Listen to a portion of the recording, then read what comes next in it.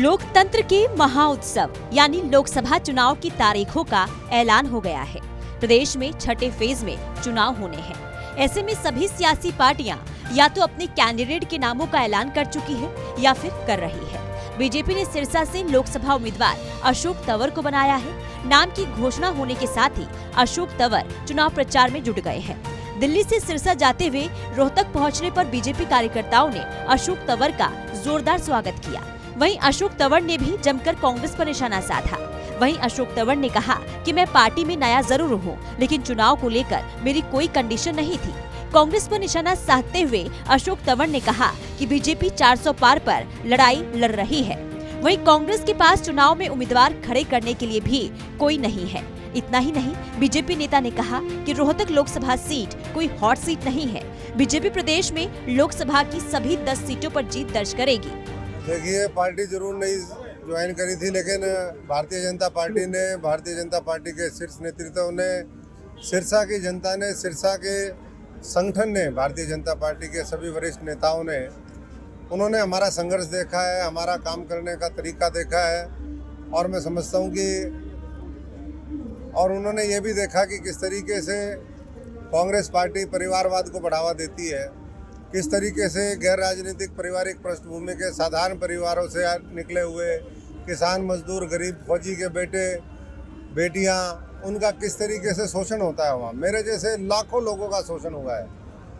तो इसलिए मैं आदरणीय प्रधानमंत्री जी नरेंद्र मोदी जी का, नड्डा साहब का, अमित शाह जी का, मनोहर लाल जी का, नायब सैनी जी का, हमारे विप्लव देव जी का और फनेंद्र जी का, तमाम जो संगठन के शीर्ष आला नेतृत्व है, उसका बहुत बहुत आभारी हूं कि उन्होंने मुझे मौका दिया। वहीं रोहतक के बाद अशोक तंवर पहली बार फतेहाबाद पहुंचे, जहां हजारों की संख्या में पहुंचे उनके समर्थकों ने भव्य स्वागत किया। इस मौके पर अशोक तंवर कांग्रेस पर जमकर बरसे और कहा कि मोदी जी के नेतृत्व में बीजेपी 400 सीटों का लक्ष्य पूरा करेगी। साथ ही कांग्रेस और इंडिया गठबंधन को लेकर कहा कि जीतने की गारंटी केवल मोदी जी की है और हारने की गारंटी इंडिया गठबंधन की है।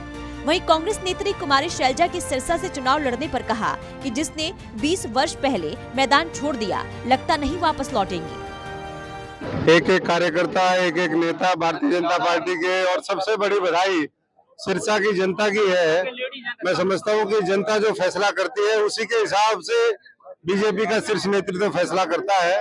आज विकसित भारत 2047 तक बने, उसकी बुनियाद जिस तरीके से पिछले 10 वर्षों में आदरणीय देश के प्रधानमंत्री नरेंद्र मोदी जी ने रखी, प्रदेश में मनोहर लाल जी ने रखी, मैं समझता हूं कि ये उसी का नतीजा है। ये उसी विश्वास की गारंटी है कि आज पूरा दिल्ली से मैं चला था और सब जगह इसी तरीके से गर्मजोशी के साथ वो हुआ। और कहते हैं सर्दी में गर्मी का एहसास आप देख सकते हैं कि अभी तो गर्मी आई नहीं, लेकिन पसीने छूट रहे। जब हमारे पसीने छूट रहे तो इंडिया अलायंस का क्या होगा।